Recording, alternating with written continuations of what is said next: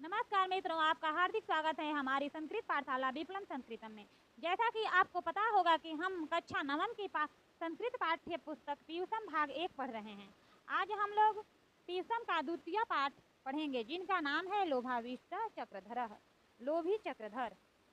तो बच्चों, आज हम लोग लोभाविष्ट चक्रधर के बारे में अध्ययन करेंगे। तो अब मैं शुरू करती हूँ। पंचतंत्रम संस्कृत साहित्यस्य अतीव लोकप्रियो ग्रंथः।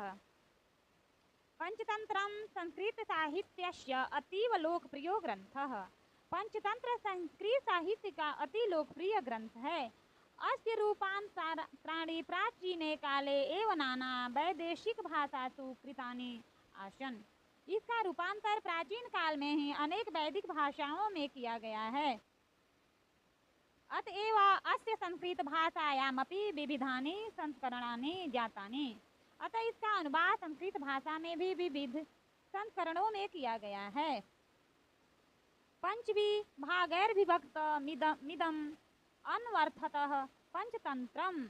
यह पंचतंत्र ग्रंथ 5 भागों में विभक्त किया गया है। तत्र मित्रभेदः, मित्र संप्राप्तिः, काकोत्सुक्यं, लब्धप्रणासः, अपरीक्षित कारकम चेति 5 भागा सन्ति। इसमें मित्र भेद, मित्र संप्राप्ति, काकोतुकियम, लब्धप्रणास और अपरीक्षित कारक ये 5 भाग हैं। अंतिमस्य भागे एव कथा विशेषः पाठे अस्मिन् संपाद प्रस्तुतो वर्तते। ये 5 भाग है। अंतिम भाग के ही कथा विशेष को इस पाठ में प्रस्तुत किया गया है। अत्र लोभाधिक्यस्य दुष्ट परिणामः कथा व्याजेन प्रस्तुतः। यहाँ अधिक लोभ के दुष्ट परिणाम कथा के माध्यम से प्रस्तुत किया गया। कस्मिंश्चित् अधिष्ठाने 4 ब्राह्मण पुत्रा मित्रतां गता बसन्ति अस्म। किसी स्थान पर 4 ब्राह्मण पुत्र मित्रतावत रहते थे। ते दरिद्रयोपहता मंत्रम चक्रु अहो धीगियम दरिद्रता। गरीबी से पीड़ित होकर उन्होंने विचार किया, अरे गरीबी बहुत बुरी चीज है। उक्त उन्होंने कहा, वरम वनम व्याघ्र गजादि सेवितम जनेन हीनम बहुकंटकावृतम तृणानि शस्या परिधान बलकलम न बंधु मध्य धनहीन जीवितम। और कहा भी गया है कि बाघ, हाथी आदि हिंसक जानवरों से युक्त जन रहित तथा कांटों से घिरे वनों में रहना और वहां रहकर बलकल धारण करके घास की शस्या पे सोना अच्छा है, परंतु भाइयों के बीच धनहीन होकर जीवित रहना उचित नहीं है। तद्गच्छामः पुत्रचिद्यार्य इति समन्त्रय स्वदेशं परित्यज्य प्रतिष्ठा। अतः हमें भी धन कमाने के लिए कहीं चलना चाहिए। क्रमेण गच्छन्तः ते यमन्ति प्राप्ता। ऐसे विचार करके अपने देश को छोड़कर प्रस्थान किए। तत्र क्षिप्रा जले कृत स्नाना महाकालं प्रणमय यावर्निर्गच्छन्ति तावद् भैरवानंदो नाम योगी सम्मुखो बभुव। जब वे वहां से निकलते हैं तो उन्हें भैरवानंद नाम के योगी सामने दिखाई पड़ा। तेन ते पृष्ठा। उसने इन लोगों से पूछा, कुतो भवन्तः समायाता किम प्रयोजनम। आप लोग कहाँ से आए हैं, क्या प्रयोजन है। तत् अस्तैरभिहितं वयं सिद्धि यात्रिकाः। इसके बाद वे सब बोले कि हम सब सिद्धि यात्री हैं। इसके बाद वे सब, हमारा निश्चय है और हम भी कहा गया है कि पुरुषों को संपूर्ण लक्ष्य की प्राप्ति उद्योग परिश्रम करने से होती है। तस्तरभिहितं वयं सिद्धि यात्रिका। इसके बाद वे सब बोले कि हम सब सिद्धि यात्री हैं।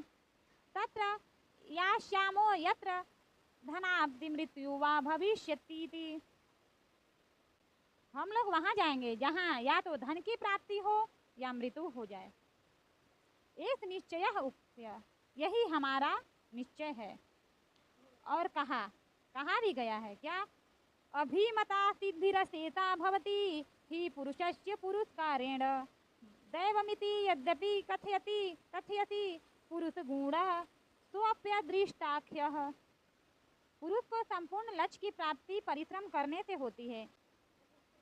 तत्कथ्य ताम अस्माकं कच्चिदनोपायः वयमपयति साहसिका उक्त महांत एव महातामार्थ साधयितुं क्षमा ऋते समुद्राय दन्यः को बिभर्ति बडवानलम्।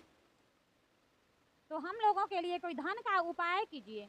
हम लोग अति साहसी हैं और कहा भी गया है कि महान लोगों के कार्य को पूर्ण करने में महान लोग की सामर्थ्य है। बंडवानल को समुद्र के अलावा कौन धारण कर सकता है? भैरवानंदोऽपि तेषां सिद्धर्यथं बहुपायं सिद्धवर्ती चतुष्टयं कृता आपरयत्। भैरवानंद ने भी उनकी सिद्धि के लिए अनेक उपाय करके 4 सिद्धि वर्तिकाएं बनाकर उन्हें दी। आहच गम्यतां हिमालय दिशि तत्र संप्राप्तानां यत्र वर्ति पतिष्यति तत्र निधानम संदिग्धम प्रापश्यत्। और कहा कि हिमालय दिशा की ओर जाओ, वहां पहुंचकर जिस स्थान पर यह वर्ती गिरेगी निश्चित ही तुम्हें वहां धन मिलेगा। तत्र स्थानम खनित्वा निधिम गृहीत्वा निर्वर्त्यताम। उस स्थान को खोदकर खजाना लेकर लौट आना। तथानुष्ठिते तेषां गच्छतामेकात्मस्य हस्तात् वर्ति निपपात। ऐसे क्रम में चलते हुए उनमें से एक के हाथ से वर्ती गिर पड़ी। अथाशौ यावन्तं प्रदेशं खनति तावताम्रयमी भूमि। जैसे ही वह उस स्थान को खोदने लगा तो उसे तांबे मई भूमि दिखाई दी। ततस्तेनाभिहितम् अहो गृहताम स्वेच्छया ताम्रम। उसने अन्य साथियों से कहा, अरे इससे स्वेच्छा से तांबा ग्रहण कर लो। अन्य प्रोचु भो मुठः। उसकी बात सुनकर दूसरे ने कहा, अरे मूर्ख, किमने न क्रियते, इसे लेकर हम क्या करेंगे? यत् प्रभूतमपि दारिद्र्यम न नास्यति। इससे अत्यधिक होने पर भी यह हमारी गरीबी को नष्ट नहीं कर सकता है। तदुत्तिष्ठ अग्रतो गच्छताम। अब उठो, आगे चलो। तो अब्रवीत यायन्तु भवन्तः नाहमग्रे यास्यामि। उसने कहा, तुम लोग जाओ, मैं आगे नहीं जाऊंगा। एवं अभिधाय ताम्रम यथेच्छया गृहीत्वा प्रथमो निवृतः। इतना कहकर प्रथम अपनी इच्छा अनुसार तांबा को लेकर लौट गया।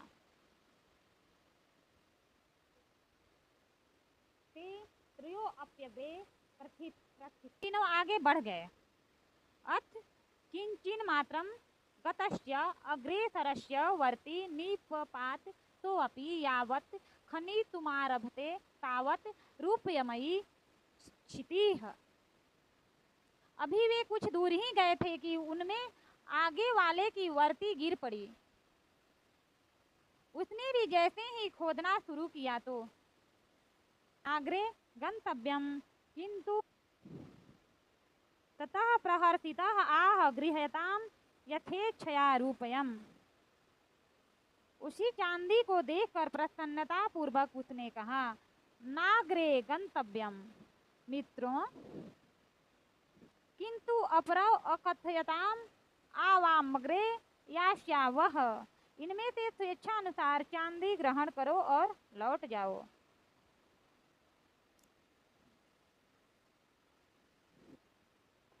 हमें आगे नहीं जा, हम दो। एवं उक्त्वा द्वापयग्रे प्रस्थितौ। ऐसा कहकर वे दोनों आगे चल पड़ते हैं। तो अपि स्वशक्त्या रूप्यमादाय निवृतः। वह भी अपनी इच्छा अनुसार चांदी लेकर लौट गया। अथ तयोरपि गच्छतोरेकस्याग्रे वर्ति पपात। तो अपि प्रहट्टो यावत् खनति तावत् सुवर्णभूमि दृष्ट्वा प्राह भो ग्रहताम स्वेच्छया सुवर्णम सुवर्णादयन्न किंचिदुत्तम भविष्यति अन्यस्तु प्राह मूढ़ः न किंचिद वेत्ति प्राक्ताम्रम ततो रूपयम ततः सुवर्णम तन्नूनम अतः परम रत्नानि भविष्यन्ति तदुत्तिष्ठ अग्रे गच्छावः किंतु तृतीयः यथेच्छया स्वर्णम गृहीत्वा निवृत्ता। इसके बाद दोनों ब्राह्मण के भी कुछ दूर जाने पर उनमें से एक के हाथ में वर्ती गिर गई। वह भी खुद होकर उसे खोदने लगा तो उसे स्वर्ण भूमि दिखाई दी। उसे देखकर उसने दूसरे से कहा, अरे इनमें से स्वेच्छानुसार सोना ग्रहण कर लो, सोने से उत्तम कुछ नहीं होगा। दूसरे ने कहा, मूर्ख, तुम कुछ नहीं जानते हो, पहले तांबे की खान, उसके बाद चांदी और फिर सोने की खान मिली है, अतः इसके बाद निश्चय ही रत्न मिलेंगे, इसलिए उठो आगे चलते हैं। किंतु तीसरा अपनी इच्छा अनुसार सोना लेकर लौट गया। अनंतरम तो अपि गच्छेन काकी ग्रीष्म संतपत्तुनु पिपासाकुलितः मार्गच्छतः इत्यचेतश्च बभ्राम अया भ्रामयन् अथलोपरि पुरुषमेकं रुधिरप्लावित गात्रं भ्रमचक्रमस्तकं पश्यत् ततो द्रुतंतरं गत्वा तमोच भो को भवान् किमेवं चक्रेण भ्रमता तीरति तिष्ठति तत् कथय में यदि कुत्रचिन्जलमस्ति।